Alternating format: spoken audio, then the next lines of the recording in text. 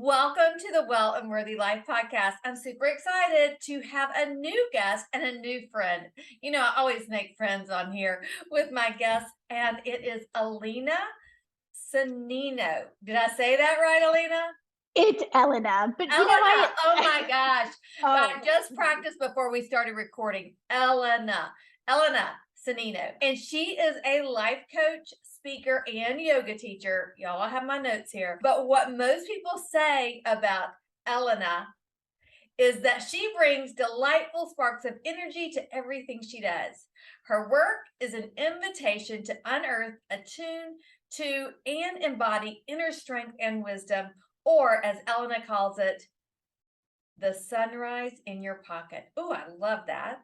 She inspires individuals and groups to thrive in their lives with more curiosity, purpose, and delight. Elena's superpower has always been to create and hold space for individuals to connect to what is within them. Her work has been featured by Rancho La Perreta, is that right? yeah. Wellness Resort and Spa, Four Seasons Hotel, Washington, D.C., Tiny Buddha, and the Chopra Center. All the places that I want to go on a retreat. And so I'm super, super excited to welcome you here today. Thank you, Elena. Oh my goodness, thank you for having me. It does feel like I found a friend. So in all the conversations we have and in everything you put out into the world, I'm just so excited to get to be here, have this Well, conversation. yeah, I really am. I think, we talked on the phone before and we just connected, and it's been a while, and Mhm. you've been on a journey, and I can't wait to hear what's been going on. And maybe you're not ready to share yet publicly, but I but anyway, okay, well, we're going to talk about everything. But you had reached out to me about being on the podcast, and I love what you said. Your tagline was how belly dancing is teaching me to stop over fixing my life. Oh my yeah. gosh. So tell us about that. In fact, I just spent a little bit of time practicing some of my belly dancing drills this morning because it is a regular practice for this purpose of getting out of over fixing and fixing in general. So I am somebody, like many of us, who is a doer, right? We like to do things, we like to fix things, we see ourselves as perhaps things that need to be fixed. Yeah. And that idea, that mm, thought has gotten me into massive amounts of trouble in my life, right? If I look at kind of the roller coaster of life, because it always is, the places where I have felt least like myself and least able to thrive and feel joy and delight are the places where I've been in this fixing mode, right? Where I believed I wasn't enough, that my body wasn't working in the way that I wanted it to. This started when I was young, when I had gained weight. And I remember getting off the plane, and my mom was like, I had spent the summer in Europe. I had started drinking Guinness, right? Because it's apparently what you do. And and I came back, and I remember she looked at me, and I love my mom. I had just gotten off the plane. This was back in the old days when you could come to the gate Yes. and a small regional airport in Michigan. And she said, "You're coming to the gym with me tomorrow." Now, And I how was old like, were you? Wait, I remember I the thing from was, my mom too. yeah, I was going into it was actually summer between senior year and freshman year of college. So 18. Mm. Yeah. And this is after her sister in Venice. I really do love my family, right? I had been in Zurich with my friend, and we had gone to Venice, Italy, which is where my family's from, for a weekend. And my aunt met us at the train station, and I had acne then. And I remember my aunt saying, "Oh, we should get you in to see the esthetician." Right. So Oh my goodness. Yep. yes, right. So all of this. And then fast forward my early 20s, I had Hodgkin's lymphoma. So I really was in this kind of battle in a way with my body of feeling like it needed to be fixed. Yes. And that might have been true, right? I needed some things, especially when I was going through my cancer treatment, to help me heal. But actually what I realized over the course of everything was that I ended up having everything I needed to heal inside me. The other things helped, but what truly healed me from my Hodgkin's, for instance, my bone marrow transplant were my own cells because they were healthy, right? And then years later, so now I've just turned 48, and I have fallen back into this, my body, it's not quite doing things the way I want it to, right? I'm post menopausal, and all of these things. And I started seeing all of those symptoms as one more thing is wrong with me. I'm not, I'm just going to have to live with this. And I started going to a place that wasn't really fabulous within myself. And then that ripples to everybody else.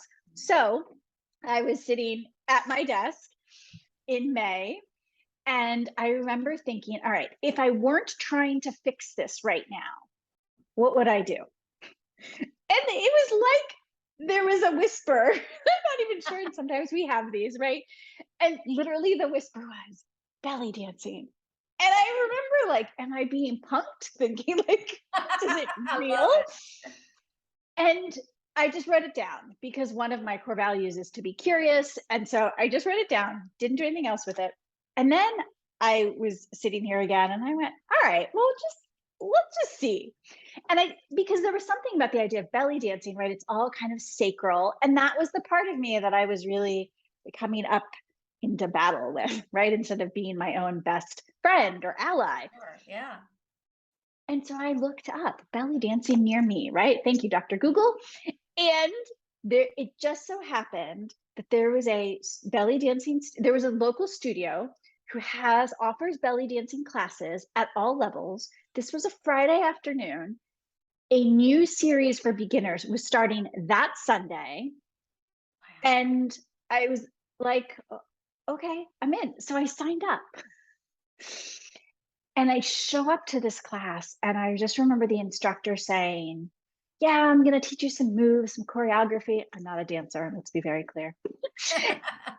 But really, what I want, my highest intention for you in these next 4 weeks is for you to fall in love just a little bit more with your body. And I went, oh, right. Here we are again. So belly dancing for me became a reminder of something that I've known before, but it was such a visceral nudge to say, hey, like, you're way in your head again and way into fixing mode. You need to do something completely, like, literally move the energy around in this place and just allow it to be uninhibited and shaken around.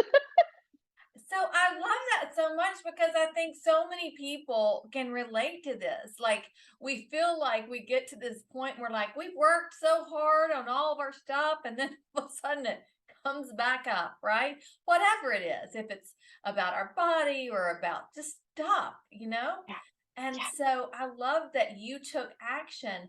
And I would imagine, because I know when I've taken action, I'm like a little nervous about going into a new group.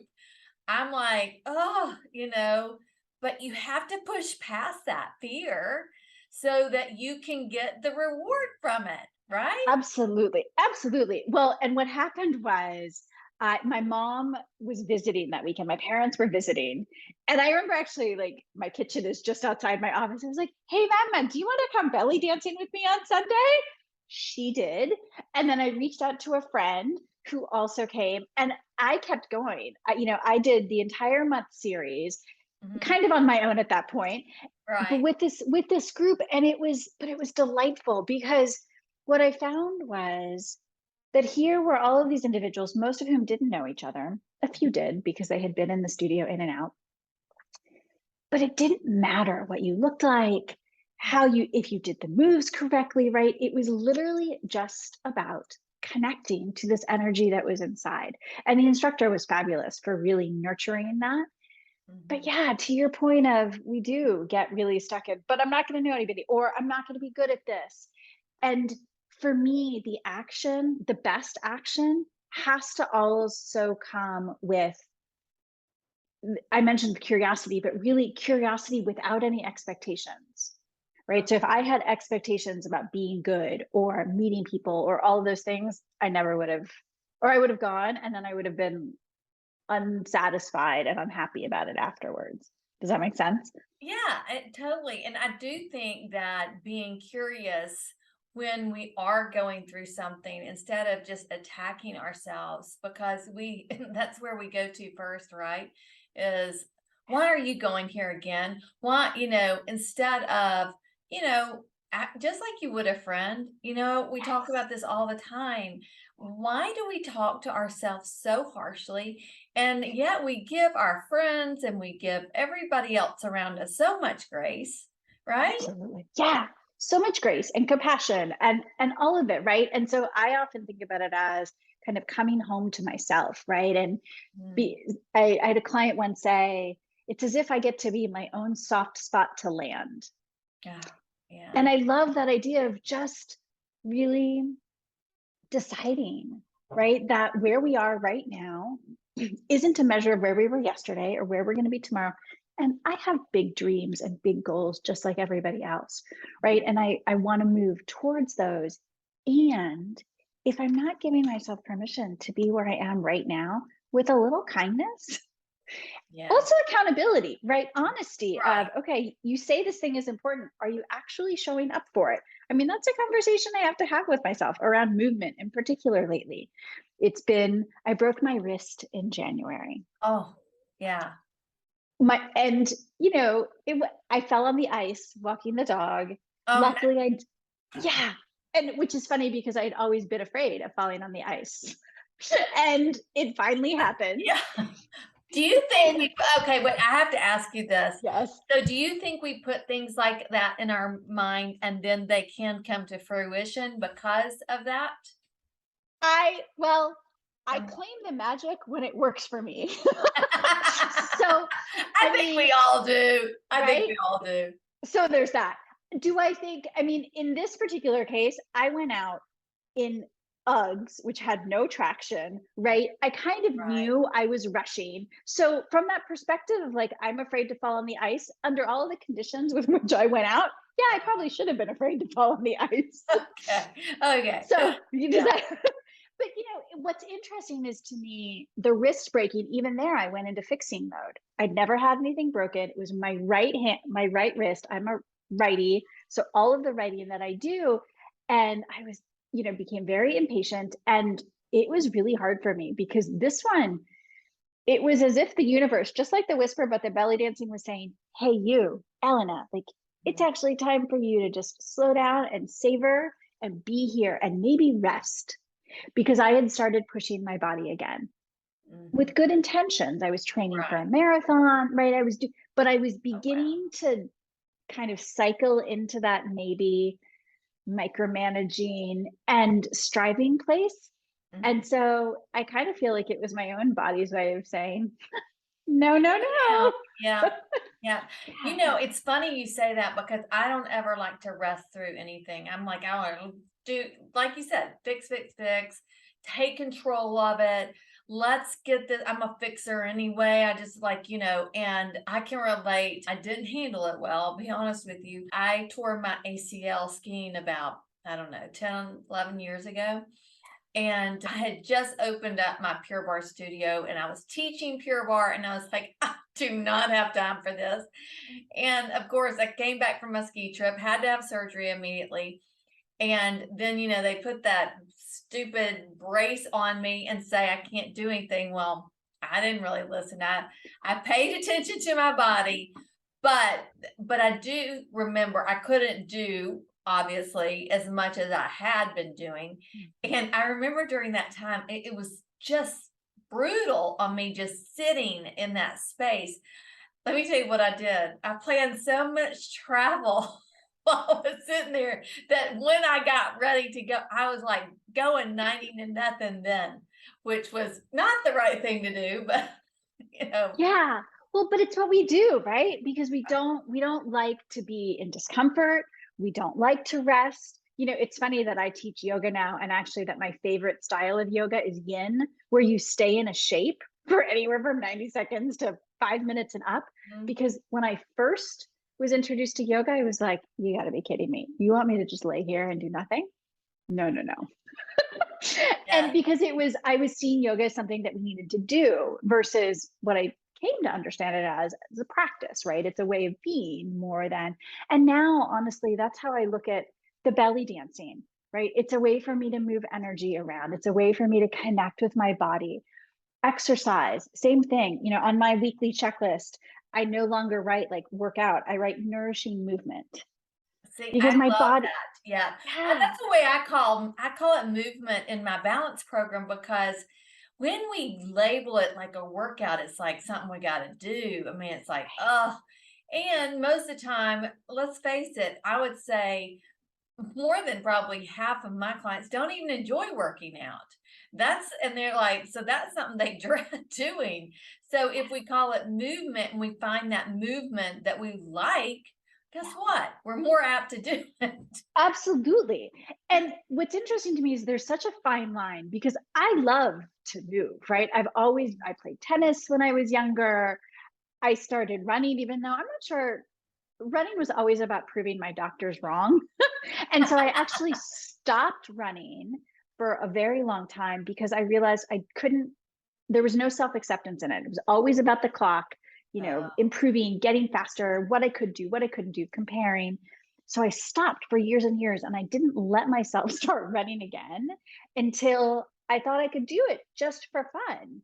mhm. And it became that. And then, of course, I added in, I'm like, let's run another marathon. And then the wrist. And now all of that has blown up, but that's okay. It's just this interesting place of, can I look at this as something that's going to help me connect to me? Mhm. Or am I looking at it as, oh, you know, like that scale number or whatever it is, or the clothes? All of my clothes fit tighter than they did 2 years ago. Do I love that? Not really, because I actually love some of those clothes. And yet, the place where I am now, having been through this, especially in this last year of just realizing, you know, maybe things are just shifting right now. And can I move with it in a way that honors me and takes care of me versus punishes me? So the belly dancing, the random Peloton classes instead of following a specific schedule, right? Just because I like the idea of that music, for instance. Right. Oh, I love that. I love that. And so then you're having more fun instead of punishing yourself. Yeah. And I think that that's so important because it does change when we are postmenopausal. It changes in perimenopause, and that's why I tell my clients all the time. I mean, honestly, we've got to cut back on cardio and increase strength training, which is my least favorite, to be perfectly honest with you. I Me too. do not like it, but we can do resistance, and there's yoga we can do, and pure bar. You know, I keep hearing over and over that we've got to lift heavy weights. So I'm trying again with a personal trainer to see. And I think for me, it's going to be about the social interaction Mhm. also in order to keep me where I would look forward to it because I'm a Yeah, social person.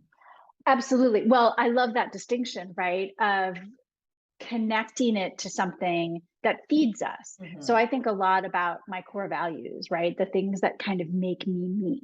And for me, those are curiosity, delight, belonging, commitment, and freedom.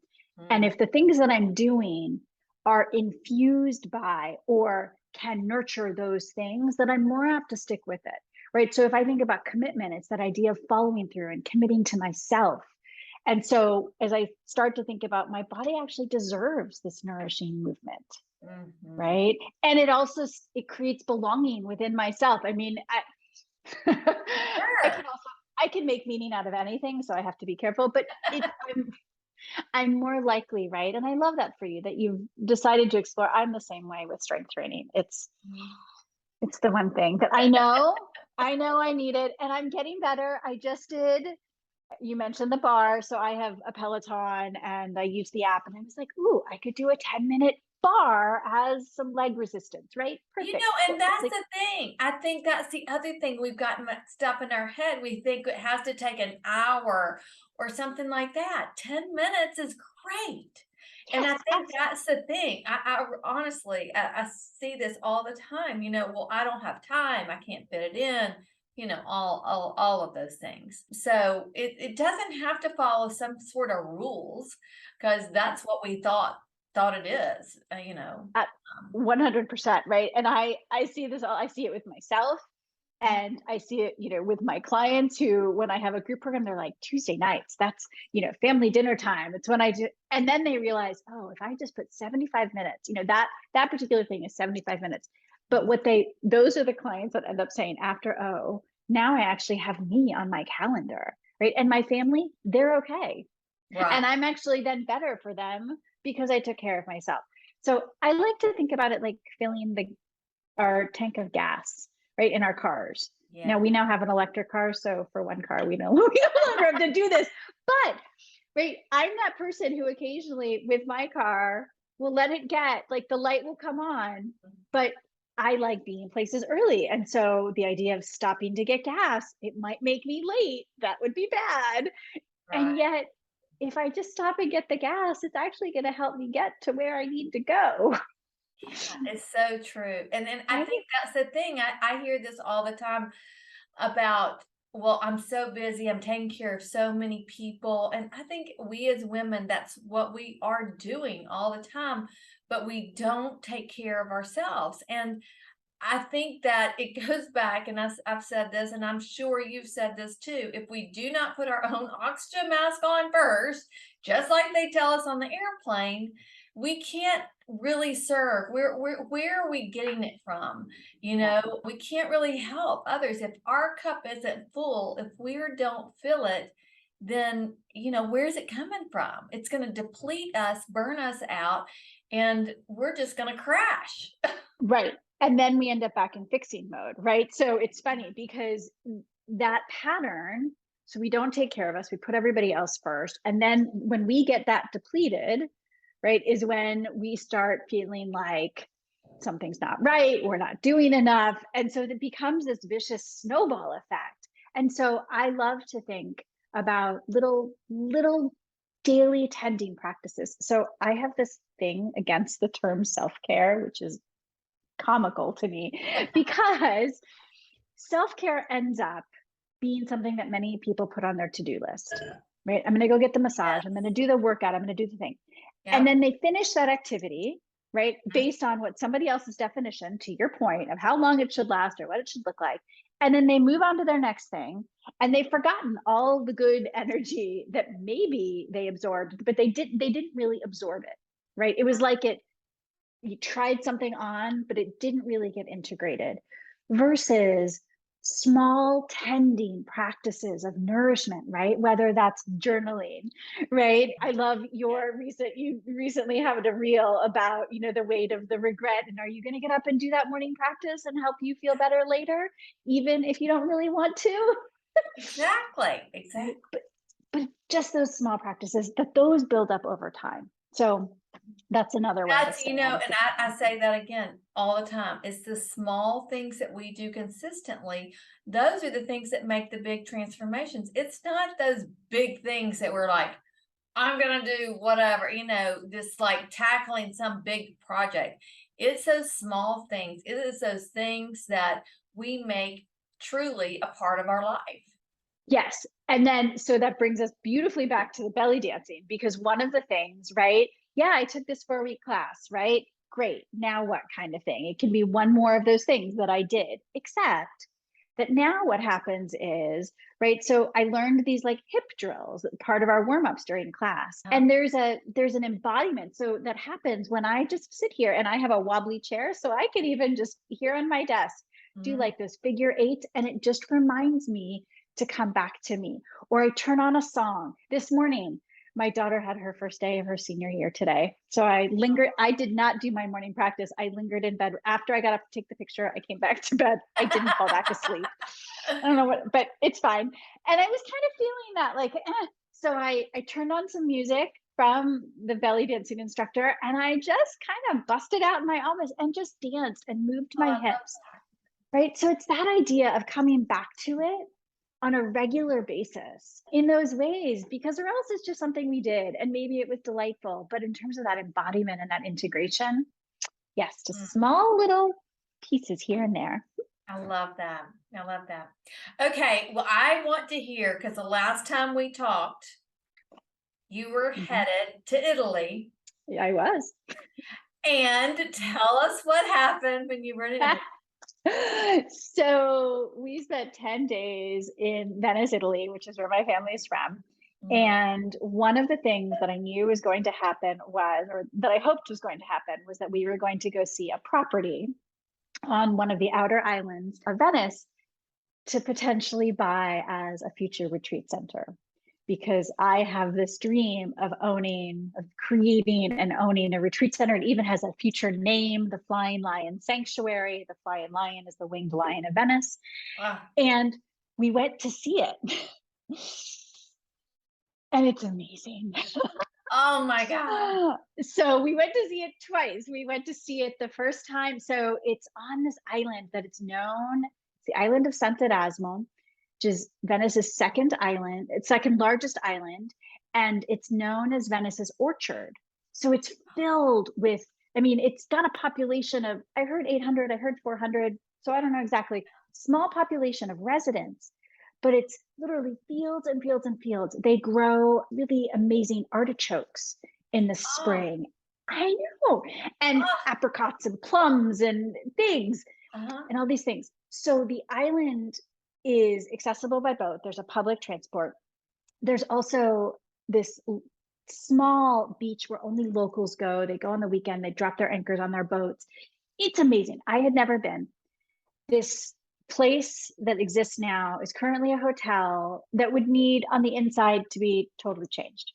So we went the first time, and I remember just, it's got this beautiful stairwell and this beautiful front porch, which is not very typical Venetian, but and this garden and these trees. And it has a spot, it's got a piece of property on the water, which would be an amazing place to put like a little yoga, to practice Yeah. yoga there, to see Venice in the distance. So we went once, we went a second time with the builder to try to get an estimate. So I now have a working estimate. I've met with an attorney. I'm writing the business plan. I just Oh, need investors. So, if you know anyone that wants to invest anywhere from 1 to 5 million, they can send me. It's how really, exciting. Oh my yeah. goodness. You know what I love about this is that it's a vision. This is something, this is a big dream. And you've had this dream for a long time because you lead retreats all the time. Mhm. But you had this, so how long ago did you start visualizing your own retreat? Mm. So I first named the dream. I think it's probably always there, but I really allowed myself to name it in 2017 or 18. We were stand up paddleboarding. It always happens when I'm stand up paddleboarding. So it's about the water. So there's that. And then in 2021, so maybe 2020, 20 to 2021, because I named the dream and then I put it aside because I can't possibly, now's not a good time, all the reasons, right? Right. And then it came up again. We were stand up paddleboarding in Costa Rica. So it was a year and a half ago. And it literally like hit me. Just like stop messing around and actually create space for this. So I did exactly that because I can get into that overthinking, right? I don't know how it's going to happen. How are the details? Where should it be? So I kind of allowed it to percolate or like steep, like tea, right? It was like a tea Right. bag. The dream was like a Right. tea bag, and I put it inside me and I would visualize. And so that's how the name kind of came up. It was like, of course, it's going to be called the Flying Lion Sanctuary. And then the next visualization, a piece of art emerged that I'm actually looking at it right now. It's a piece of art of Venice that my parents had commissioned by a friend of my mom's in 1988. So I've grown up with this piece of art Mhm. and it's massive. It's like 9.5 feet wide, six Oh, and a half wow. feet tall. And I knew that one day it would be mine and hoped that it would be a really, really far away time. Like, right? Right. Yeah. Didn't want it anytime soon. But I could see this painting Mhm. super clearly in like the family room of the retreat space, Ah, right? It was going to greet people. I didn't tell anybody about that. And a week later, my dad calls and says, so can you take the painting?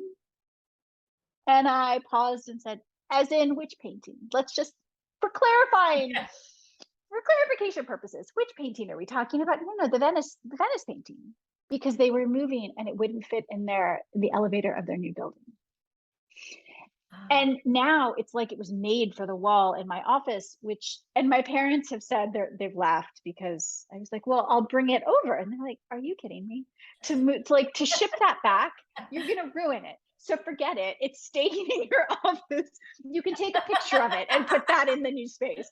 But so when we were in Venice, I bought the first piece of art for the retreat Oh, center. I love This that. is the flying line, the winged lion of Venice, from a little shop that I bought something for my daughter years ago. So it kind of came full circle. But to your point, in terms of, I Mhm. allowed myself to be curious about the dream and to just, because there are so many details right now. There's all of the things with the attorney and creating an Italian entity for the business and raising the money for it and getting plans drawn and finding out if we can have a doc, right? All of these things before I even make an offer. Let's be clear. Right. Yeah, And exactly. then, right, Exactly. and then the year and a half that it'll take to rebuild.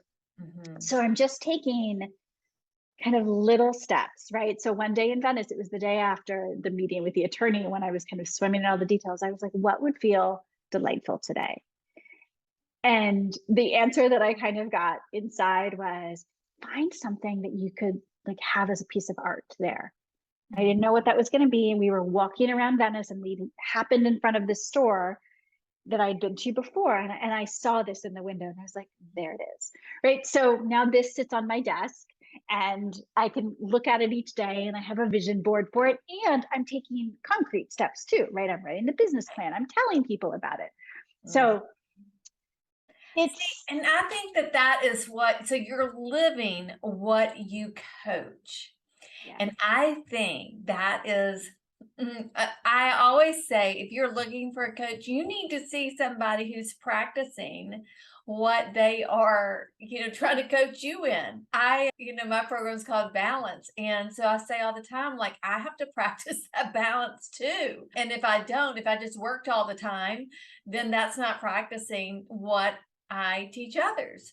Yeah. And so I love that. I love that. Mm, I think that's so thank you. smart. So smart. Well, and to your point of really, I mean, I'm coaching myself a lot through this and using all of my practices because it can be, right? There's all this excitement and delight about it, which is easy for me to tap into. And then there's this, right, this kind of staggeringness of it. And so the Sure. reminder for me over this last month has been, okay, like, just like we talked about, if I'm not trying to fix this or force this, right? The timeline's going to be whatever it is. Right. And if it's not this place, it'll be another place, right? But just attend to it like day after day, one step at a time, one very small step on some days, and Right. other days, Right. bigger steps. Yeah. But yeah, and giving yourself permission Mhm. to hope and to know that I don't have to know the answers right now. Right? And That's that's so hard in this world, right? yes. Because we want to know the answers and know 'em right now and see the future and see what it holds. At least I do. I'm Oh, like, absolutely. uncertainty is not a good place. And what Tony Robbins even teaches, that uncertainty is one of our core things we need, right? Right. And so Yeah. it feels very uncomfortable not to be certain. But when we do let things evolve like they're supposed to evolve, it I think it really reaches what it's really supposed to be instead of us forcing it to be something. Yes. 100%. I always like to say that expectations are my kryptonite. Mm. Right. And curiosity is my antidote. So Oh, it's I that, love that. Yeah. because if I get grippy or forceful around, that destination, the finish line, what I think it has to look like, right? I can see very clearly opening the doors, right? And welcoming in the first retreaters. I can feel it. I can see it. It's all right there. And yet I have to hold that in my heart, but also loosely enough to Right. know that, right, it's the energy of that that's going to help me move forward rather than sticking to it has to look exactly like that. And that is a hard thing and it takes practice, and some days I do get grippy, and my journaling practices or work, moving my body help me kind of shift that, because that's the other piece of just noticing, oh yeah, I'm there. Yeah, exactly. Oh Yeah. my goodness. Yeah. So Okay, stay we could tuned. talk forever and I ever, know. but I do want to wrap this up. Tell everybody about what, wait, first you have a book. So tell everybody about your book. Tell everybody how they can work with you. Tell them about Mm. your retreats, all of that goodness that you've got. Yes.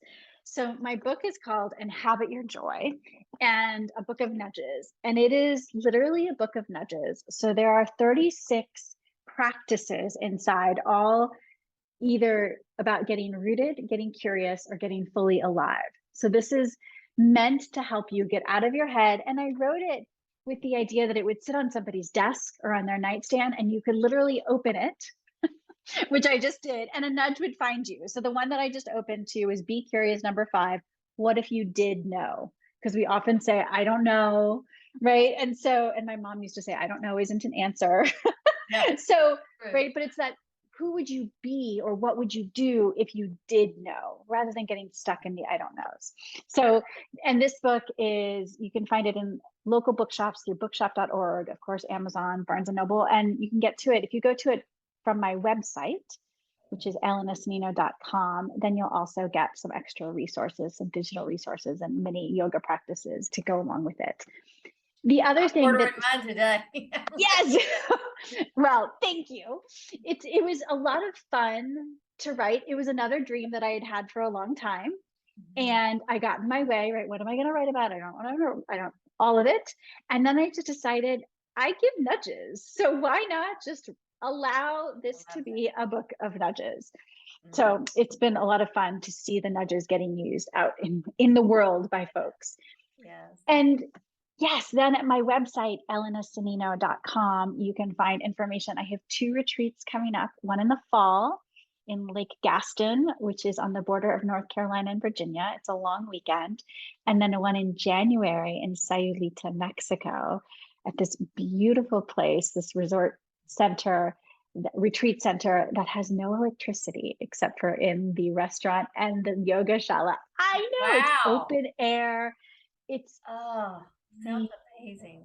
it's amazing. And so it's a week of yoga and coaching and little mini adventures to help you get out of your comfort zone. And that is the Nurture and Nourish You retreat. So yes, take a look on my website, and you can also find there a great, just free 10-minute practice to find a little bit more joy in your day each day.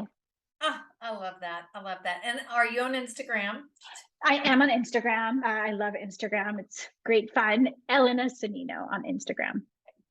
Yeah, that's where I usually find everybody, and Yes. then I end up going to their website and diving Yes. deeper. So, Yeah. well, Elena, thank you so much for joining me today. I'm so excited, and I cannot wait to watch your vision come to reality. And that's so exciting. So, thank you again. Thank you, Deanna, for having me. And I can't wait to have you there at the retreat I center. can't wait. We'll have a balanced retreat there. It will be amazing. Yes. It'll be amazing.